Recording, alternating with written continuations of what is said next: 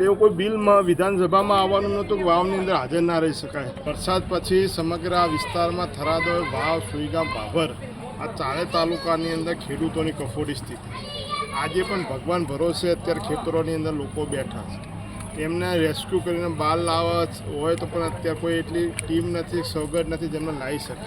25-30 ગામ તો એવા છે જ્યાં એક માથોડા કરતાં પણ વધુ પાણીમાં લોકો અત્યારે બેઠા છે અને ત્યાં સુધી પહોંચવાનો પ્રયત્ન બધા અમે કરી રહ્યા છીએ। આગાહીથી ત્યારે જ કોંગ્રેસ પાર્ટી એનો હેલ્પલાઇન નંબર નાખ્યો હતો દરેક તાલુકા વાઇઝ જિલ્લા કોંગ્રેસ સમિતિથી લઈને બધાએ કે ભાઈ કંઈ પણ તકલીફો અમને કહેજો। આખી રાત અમને ફોન આવતા કે અહીંયા અમે ફસાયા છે, પાણી અમારા ઘરમાં ઘૂસી ગયું છે, ગમે તેમ કંઈ બચાવો।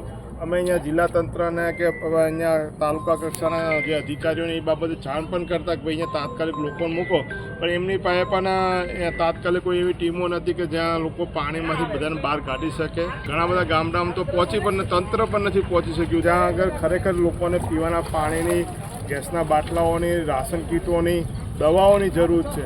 પશુધન માટે ઘાસચારાની જરૂર છે। આજે તમામ ઘાસચારો અત્યારે બરબાદ થઈ ગયો છે। લોકોને જે લોકોએ ચૂંટી તમને મૂક્યા હોય એ જનપ્રતિનિધિઓને આજે લોકોની તકલીફમાં નહીં રહે તો ક્યારે રહેવાનું છે?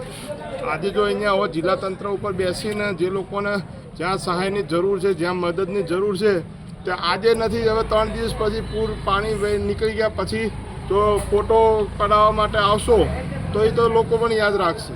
તો સત્તા પક્ષના લોકોએ પણ એમનાથી બનતું કરવું જોઈએ। એમના તો સરકાર છે જે ગામડાની અંદર પશુપાલન ઉપર જે નિર્ભર જિલ્લો આજે પશુ એમના ઘાસચારા વંચિત છે। લોકો પોતાના પ્રાથમિક જરૂરિયાત જિંદગીની એનાથી વંચિત છે। પીવાનું પાણી નથી, ઘણી જગ્યાએ પહોંચવાનો પ્રયત્ન કર્યા પણ અમે ધારો કે ટ્રેક્ટર પણ નથી જતા, ગાડીઓ નથી જતી, મોટી ગાડીઓ નથી જતી, બસો ફસાઈ ગઈ છે, એવી જગ્યાએ લોકો ફસાયા છે। SDRFની ટીમ આવી તો એમને બોટ ચલાવવા માટે ડીઝલ નથી એમની પાસે, આવી પરિસ્થિતિ છે।